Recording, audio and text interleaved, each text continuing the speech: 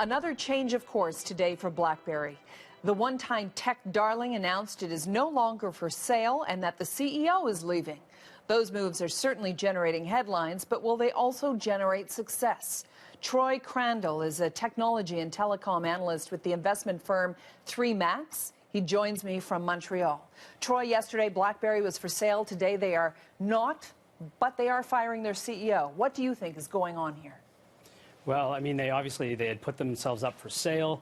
They had a number of technology and investment firms take a look at everything from the patents to the financials to the business as it's going on now, and basically they didn't see enough there to make a bid to compete at least with Fairfax's. And then, of course, Fairfax this morning, today was the deadline for its deal. It had until 5 p.m., but they didn't leave us waiting. And this morning they announced that they're walking away from that deal. So at this point, BlackBerry basically is no longer for sale because it had no buyers, and it's back on the market in the public forum rather than going private, which it previously was. What's the story on why Fairfax couldn't do this? They couldn't get the financing?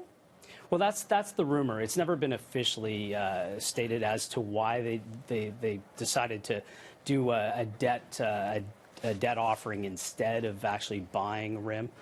Now, mind you, they wanted to buy it to take it private, but then there's something happened in the background that we don't know about yet, that they decided to just to walk away. And now BlackBerry, unfortunately, remains public. Troy, could this also mean that the board is saying, we think we can make this company work, we just have to find the right leader, or is it a desperate move because there haven't been any buyers? Well, I think this is a plan B. The first move was to take it private. I think they liked what Prem Watsa had with Fairfax. They wanted to take it private, restructure it away from the public limelight. Now that he's moved away from that and instead is giving debt to the company instead, this is the plan B. So now they have a new, they've moved Thorsten Heinz out of the CEO role. Now they have a new CEO. And it would seem the board of directors seem confident that this person can move the company in the right direction going forward, given the very obviously challenging circumstances that it faces. And there he is there. We have a picture of him on the screen. He's the interim CEO, John Chen. We just had a picture of him on the screen. Troy, tell me about him and what you know about John Chen. Well, John Chen, he's been in the technology industry for a long, long time, but really the story around John Chen comes from back in, I guess, the late 90s. He joined a company called Sybase. Now, it wasn't doing particularly well. It was losing money. He started as the chief operating officer. Within a couple of years, he moved up to actually be head of the company, the CEO. From that point, he really turned the company around. He made a number of acquisitions. It was, at the time, particularly a database-centric company. But from there and through those acquisitions, he actually made it more of a mobile enterprise database company, which really kind of put it into the limelight. And the company started making money again and did really well. Then in 2010, actually got acquired by SAP. So there are some similarities to what BlackBerry does. Not completely, because obviously Sybase was just in the mobile software or services space, not in the actual handset space where BlackBerry performs. But it might be a sign of where maybe BlackBerry might be going over the next few quarters. What I find weird about this story, though, Troy, is that with this announcement, they say, okay, Thorsten Heinz is out. We have an interim caretaker CEO here. What company does that? Sometimes it happens. I mean, they're hedging their bets, right? And there's a number of factors that could come into it. I mean, obviously, John Chen had a job before he came to BlackBerry. He may still be, and he's also now becoming executive chairman. I think things have moved pretty quick, and I think this is also one thing that has moved quite quickly as well.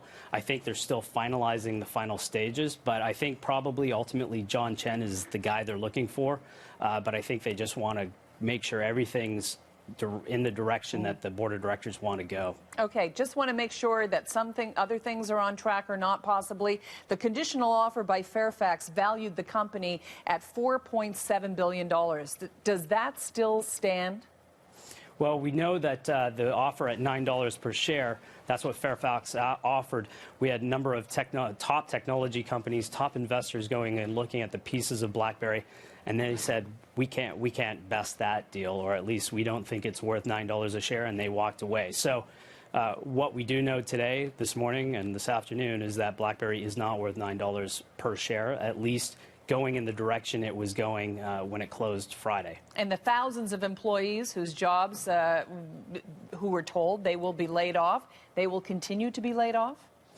I can't confirm that, but I would expect it. I mean, just early interviews with John Chen has suggested that there will be more restructuring coming for at least the next 6 quarters. So we've got another year and a half, and unfortunately, probably some positions will be cut. We know they're moving away from consumer and moving more to enterprise.